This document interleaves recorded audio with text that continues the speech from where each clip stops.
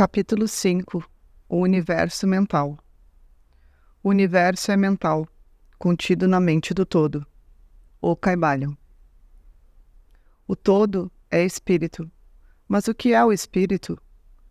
Essa pergunta não tem resposta, uma vez que sua definição é praticamente a mesma do todo, que não pode ser explicado nem definido. Espírito é simplesmente um nome que os homens dão à concepção mais elevada da mente vivente infinita. Significa essência real. Significa a mente vivente, tão superior à vida e à mente como as conhecemos, quanto estas últimas são superiores à energia mecânica e à matéria. O espírito transcende o nosso entendimento, e usamos o termo simplesmente para poder pensar ou falar sobre o todo.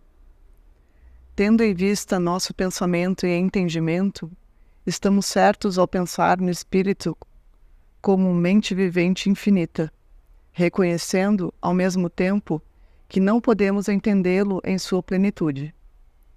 Devemos agir assim ou parar totalmente de pensar sobre a questão. Façamos agora um exame da natureza do universo, tanto no seu todo como em suas partes. O que é o universo? Vimos que não pode haver nada fora do todo. Portanto, o universo é o todo? Não, isso não é possível, porque o universo parece ser constituído de muitas coisas e está em constante processo de mutação. Em outras palavras, não se ajusta às ideias que estamos compelidos a aceitar a respeito do todo. Como deixamos claro em nossa última lição. Portanto, se o universo não é o todo, ele deve ser o nada. E esta é a conclusão inevitável da mente num primeiro momento. Contudo, não podemos ficar satisfeitos com essa resposta, porque somos consistentes da existência do universo. Portanto, se o universo não é o todo nem o nada, o que poderá ser? Examinemos mais detalhadamente essa questão. Se o universo existe ou parece existir, ele deve proceder de alguma maneira do todo. Deve ser uma criação do todo. Porém, como é impossível que alguma coisa seja criada a partir do nada? O que pode estar na base da criação do todo? Alguns filósofos responderam a essa pergunta dizendo que o todo criou o universo a partir de si mesmo, isto é, a partir do ser e da substância do todo. Mas isso não nos será útil, pois o todo não pode ser subtraído ou dividido, como já vimos aqui. E então, repetindo, se isso fosse verdade, cada partícula do universo não poderia ignorar seu próprio ser, o todo. O todo não poderia perder a consciência de si mesmo, nem tampouco converter-se num átomo, numa força cega ou numa coisa de existência desprezível. Alguns homens, na verdade, convencendo-se de que o todo é realmente tudo, e também reconhecendo sua própria existência enquanto homens, apressaram-se a concluir que eles e o todo eram idênticos, proclamando em altos brados: "Eu sou Deus", para o divertimento da multidão e o lamento dos sábios. A reivindicação de um corpúsculo de que eu sou homem seria modesta em comparação. Mas o que é, na verdade, o universo, uma vez que não é o todo, nem foi criado pelo todo, quando este se separou em fragmentos? Que outra coisa poderá ser? De que outra coisa poderá ter sido feito? Essa é a grande questão. Examinemo-la cuidadosamente. Sabemos que o princípio da correspondência da lição 1 vem aqui em nosso auxílio. O velho axioma hermético, assim em cima como embaixo, pode ser posto a nosso serviço neste ponto. Tentemos obter um vislumbre das operações dos planos superiores mediante o exame dos nossos próprios planos. O princípio da correspondência deve aplicar-se tanto a este como a outros problemas. Vejamos. No seu próprio plano de existência, como é que o homem cria? Bem, em primeiro lugar, ele pode criar fazendo algumas coisas a partir de materiais externos. Mas isso de nada servirá, pois não há materiais fora do todo com os quais possa criar. Bem, em segundo lugar, o homem procria ou reproduz sua espécie pelo processo de gestação, que é uma multiplicação pessoal obtida transferindo-se uma parte de sua substância à sua prole. Mas isso também de nada servirá, porque o todo não pode transferir ou subtrair uma parte de si mesmo, assim como não é capaz de reproduzir-se ou multiplicar-se. No primeiro caso, haveria um descarte, e no segundo caso, uma multiplicação ou adição ao todo. Duas coisas que seriam absurdas. Não há um terceiro modo que permita ao homem criar? Sim, há. Ele cria mentalmente. E ao fazê-lo, não usa nenhum material exterior, nem reproduz a si próprio, e ainda assim, seu espírito impregna a criação mental. Seguindo o princípio da correspondência, estamos certos ao considerar que o todo cria o universo mentalmente, de modo semelhante ao processo pelo qual o homem cria imagens mentais. E é exatamente aqui que a voz da razão está de acordo com a voz dos iluminados, como nos mostram seus preceitos e escritos. São esses os preceitos dos sábios. Foi esse o ensinamento de Hermes. O todo não pode criar de nenhuma outra maneira, a não ser mentalmente, sem usar elementos materiais, e não há nada que se preste a tal uso, ou reproduzindo-se a si mesmo, o que também é impossível. Não há como fugir a essa conclusão da razão, a qual, como dissemos, está em harmonia com os mais elevados preceitos dos iluminados. Assim como vós podeis criar um universo próprio em vossa mentalidade, o mesmo pode fazer o todo. Mas vosso universo é a criação mental de uma mente finita, ao passo que aquele do todo é a criação de um infinito. Os dois são de natureza semelhante, mas infinitamente diferentes em grau. Mais adiante, aprofundaremos nosso exame de processo de criação e manifestação. Contudo, desde já é preciso inscrever em nossa mente, com grande firmeza, o seguinte ponto. O universo e tudo o que ele contém é uma criação mental do todo. Em verdade, sem qualquer dúvida, o todo é mente. Em sua mente infinita, o todo cria incontáveis universos que existem eons, imensuráveis períodos de tempo, e ainda assim para o todo, a criação, evolução, declínio e morte de 1 milhão de universos não parece demorar mais do que um simples piscar de olhos. O Kybalion. A mente infinita do todo é a matriz do universo. O Kybalion. O princípio do gênero manifesta-se em todos os planos da vida material, mental e espiritual. Porém, como já dissemos, gênero não significa sexo. Sexo é simplesmente uma manifestação material de gênero.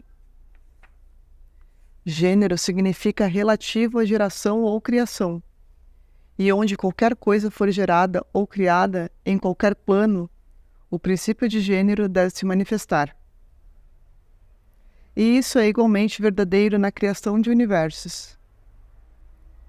Contudo, você não deve concluir apressadamente que estamos ensinando que existe um Deus, ou Criador, macho ou fêmea.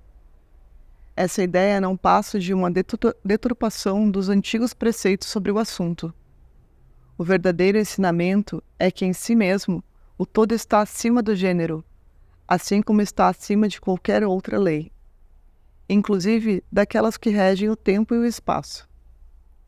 Ele é a lei de onde procedem todas as leis, não se submete a elas. Porém, quando todo se manifesta no plano de geração ou criação, sua postura harmoniza-se com a lei e o princípio, uma vez que está se movendo sobre um plano inferior de existência. E, por conseguinte, é evidente que manifesta o princípio de gênero e seus aspectos masculino e feminino sobre o plano mental. Essa ideia pode parecer alarmante a alguns leitores que dela tomam conhecimento pela primeira vez, mas, na verdade, todos eles já aceitaram passivamente em suas concepções cotidianas. Falam sobre a paternidade de Deus e a maternidade da natureza, sobre Deus, o Divino Pai, e a natureza, a Mãe Universal.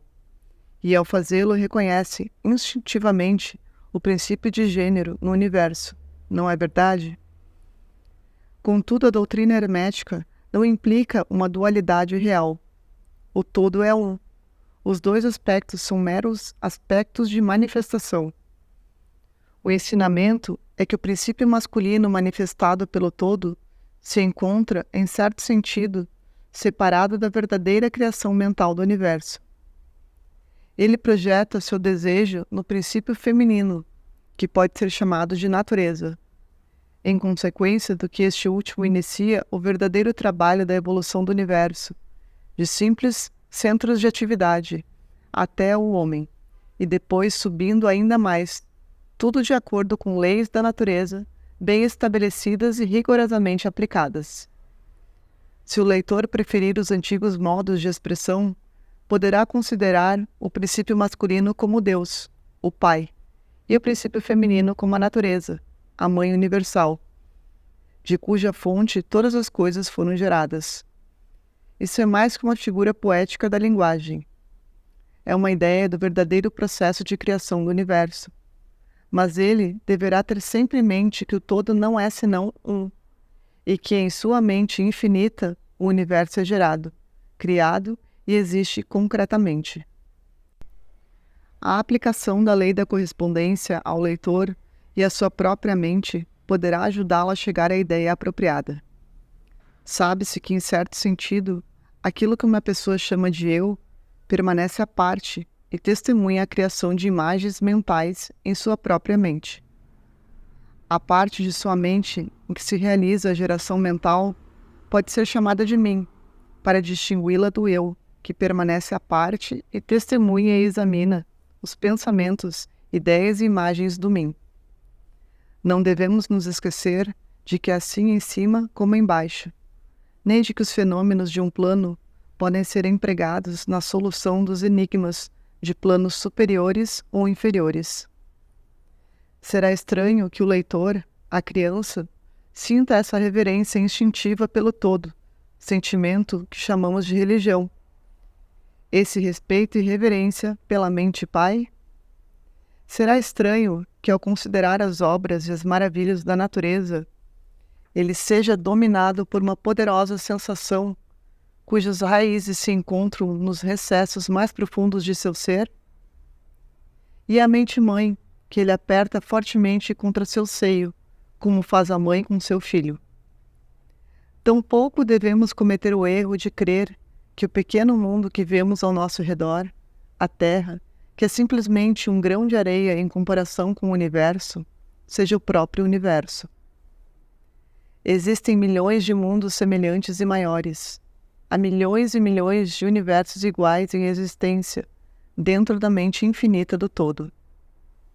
E mesmo no nosso pequeno sistema solar, há regiões e planos de vida mais elevados que os nossos, e entes, em comparação aos quais nós, míseros mortais, somos como as viscosas formas de vida que vivem no leito do oceano, comparadas ao homem.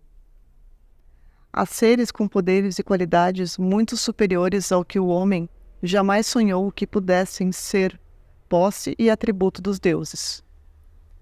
Não obstante, esses seres foram outrora como vós, e ainda mais inferiores. Com o tempo, porém, seremos iguais a eles, ou mesmo superiores, porque esse é o destino do homem, como dizem os iluminados. E a morte não é real, mesmo no sentido relativo do termo. Ela nada mais é que o nascimento para uma nova vida. Subiremos mais alto, cada vez mais alto, em direção a planos de vida cada vez mais elevados, por períodos imensuráveis de tempo. O universo é nossa morada e exploraremos seus mais profundos recessos antes do fim dos tempos. Habitamos a mente infinita do todo, e nossas possibilidades e oportunidades são infinitas, tanto no tempo como no espaço. E ao fim do grande ciclo de eons, quando o todo atrair a si todas as suas criações, seguiremos com alegria, pois então nos será dada a conhecer a verdade total de ser um com o todo. Assim falam os iluminados, aqueles que avançaram muito ao longo do caminho. E enquanto isso, descansemos com paz e serenidade. Estaremos seguros e protegidos pelo poder infinito da mente pai e mãe. Dentro da mente pai e mãe, os filhos mortais estão em sua morada, ou Kybalion. No universo, não há ninguém que não tenha pai ou mãe, ou Kybalion.